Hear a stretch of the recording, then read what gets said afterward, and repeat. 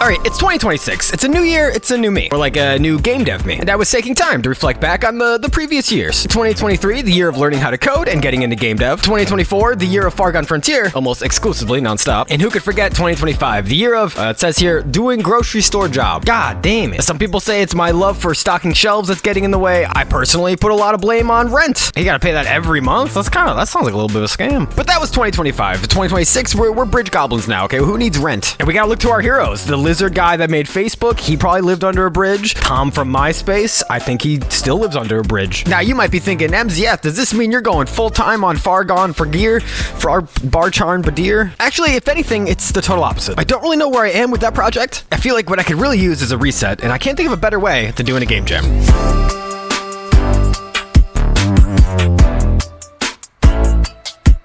We have a week to make a game. You guys know how it goes by now. It's the Godot Wild Jam. I mean, technically it's a week and a couple days, but we're rounding that down because it looks better for me. The theme was repurposed, and we ranked this theme it's alright out of 10. And it may be a little biased because my friend said it was a shoo-in to be fishing. He thought everyone was going to vote for fishing. No one voted for fishing. I can only assume that's because everyone would make a game where you're fishing. Lord knows that's what I would have done. Except for like there may be one guy who make the game where you push the blocks, but you probably play as a fish. Dude, if I could have been that guy, I would have killed that game. I swear to God. But instead, we have repurposed, which feels vague enough that you could just make up any garbage. Like, oh, I've repurposed the jump button in this platformer with a attack. I am taking it very seriously. I want to make a game where you play as a guy whose whole job was just to destroy the world. Not like our world, like a distant world, a sci-fi game. The idea was you operate this machine I'm calling the World Eater, and it runs out of fuel, so you repurpose things you find on the planet to kill the planet. I wasn't sure how any of this was going to work, but I intentionally kept it very vague. That way I could hopefully pivot into whatever ends up being fun. And boy, there's going to be quite a few pivots. Immediately, we throw down the basics. I draw my little guy here standing and moving around. We throw him in a big desert, because that's what planets are. They're just deserts. Also, Far Gone Frontier was in a desert. We're really hitting that note again. Well, I wanted to give the sense of desolate endlessness, and I think deserts kind of do that with minimal effort. I did have to relearn the tile map system because I'm using Godot 4.3 now, which for all the buildup I got for everyone telling me to stop using Godot 3.5 to move on, I will say Godot 4 is fine. It's probably because I do dumb, goofy pixel art games, but I didn't see a big change. Except now I have to create tween nodes in the script. I don't know what's going on with the tween node. You guys are crazy over there at godot.coms//forward.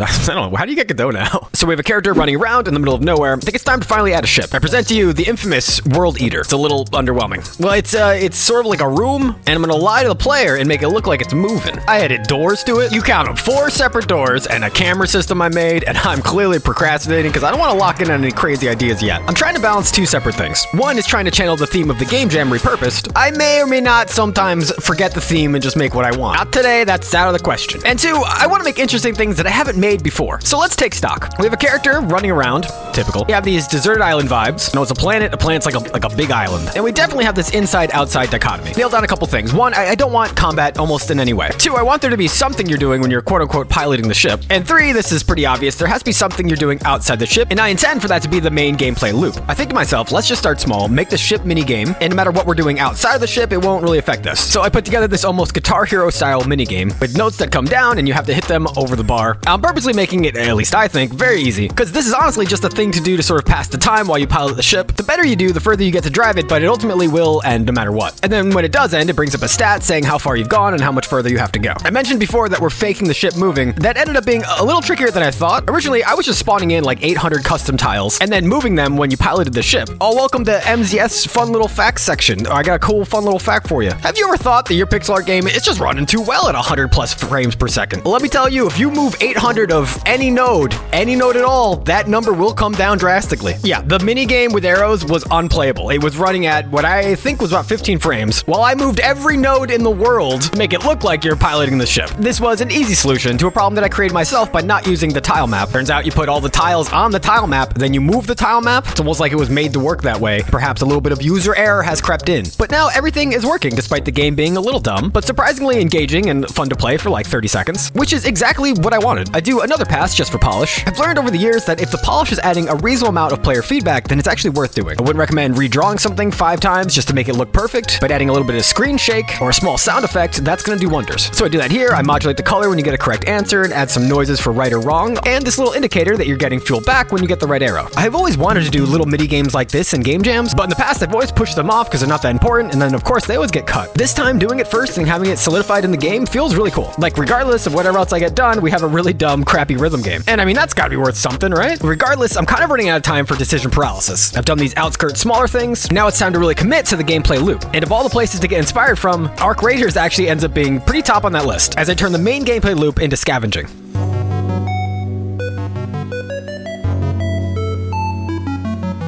Have you ever thought to yourself, I'm not a programmer, I just do art? Well, that's me, that's what I thought. But thanks to the sponsor of today's video, Brilliant.org, that doesn't have to be the case. Before I got into coding, I thought this stuff is too hard, it's too complex. I'll just stick to drawing these little pixel guys. But after jumping in headfirst and using resources like Brilliant.org, my biggest regret was not getting into it sooner. I found that having a resource like Brilliant kept me way more focused on a singular mission, and that is learning how to code. Although, don't get me wrong, they have way more than that. Anything from entry-level coding all the way to large language models. The whole time knowing you're getting the correct information and how to do things the right way. When you're learning game dev, especially online, it is a complete mixed bag on good versus bad information, not to mention all the stuff that just isn't sticking because you're just watching a video. But that's where Brilliant really shines. Everything is incredibly interactive and also really visual. Sometimes I think I know how to do something in coding, but when I stumble across it on Brilliant.org, it makes me visualize it in a way that I had never done before, which for me was incredibly useful. When I first started using Brilliant, the course that stood out to me immediately was programming in Python. GDScript is a lot like Python, so everything I learned in Brilliant transferred really nicely to Godot. And the whole experience left me with a much better, well-rounded understanding of not just Godot, but programming overall. If you want to try it yourself, you can go to brilliant.org/MZ, where you can get the first full 30 days for free and 20% off the annual premium subscription. I want to thank Brilliant so much for sponsoring the channel, and with that, let's get back into it. Okay, so what did I mean by Arc Raiders was top of that list? Regardless of it being everywhere in terms of my friends playing it, I've always had a big interest in making those extraction type games. So I'm thinking to myself, what's the easiest way to implement any of this for a game jam? And the basic solution I came up with is we just need to give the player the ability to loot. Seems to be that everything else in that genre stems from that. At least that's what I'm deciding. So I do the no art route. See, you guys say I don't listen. This is me listening to the feedback. I draw too many spooky goblin guys. I don't do enough math. If the player walks up to the box, they can hit E and it'll start searching for stuff. Once again, instead of drawing icons or things that you find, I just decide we rely heavily on text and categories. So for instance, you find something and it pops up, oh, this is a smart book, that's 10 science. As opposed to, oh no, you found a dumb book. Well,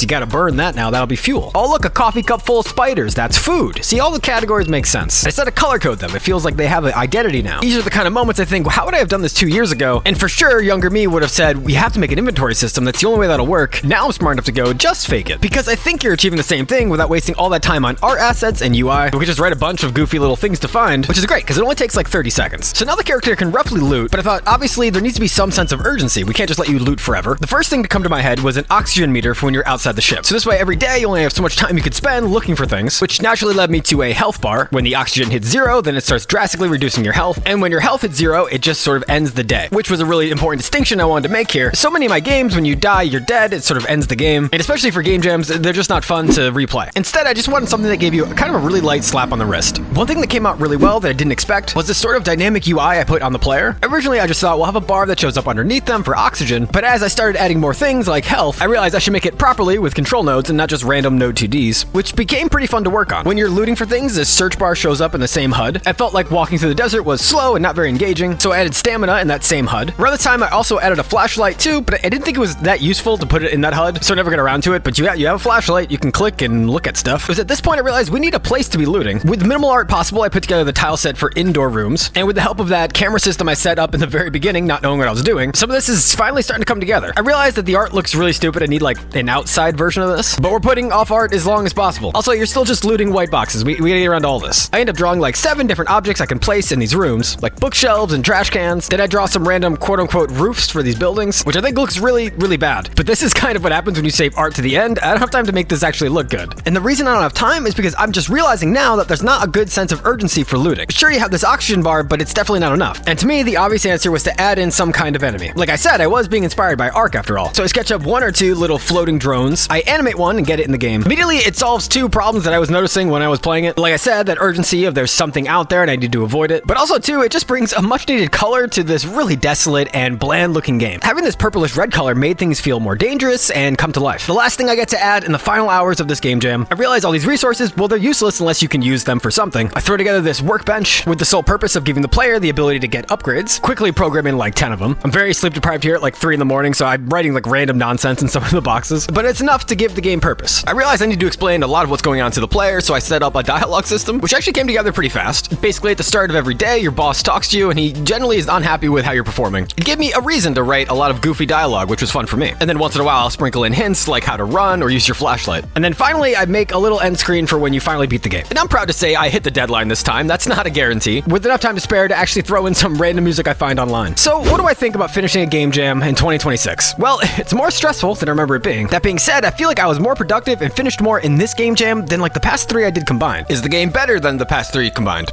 No. I mean, almost undoubtedly no. In my mind, I overscoped and pushed forward to finish, but I think the reality is that a lot of these systems are a little shallow. The driving system is just the arrows, the looting is you holding E. Not that shallow systems are bad, but looking back now, it's kind of obvious I could have cut the driving minigame. In my head, I thought, how am I going to illustrate that to the player? But right after, it's this UI scene which shows the ship traveling. Yeah, it probably would have been enough. Honestly, let me know what you guys think. The game's on my itch. It's a lot easier than most of the games I make, and this is probably the closest you're going to get to me putting coding over art. It felt awful. I hated it, especially knowing all these weird art parts that are still in the game. Like, this is the worst thing I've ever drawn. And with that, I want to give a shout out to my Patreon subscribers. You guys are literally the best. Every part of this project will be up on my Patreon to use. You have my blessing to do whatever you want to it. And this time it's in Godot 4, so it's not as bad. Play the game, tell me what you think, and I'll see you guys next time.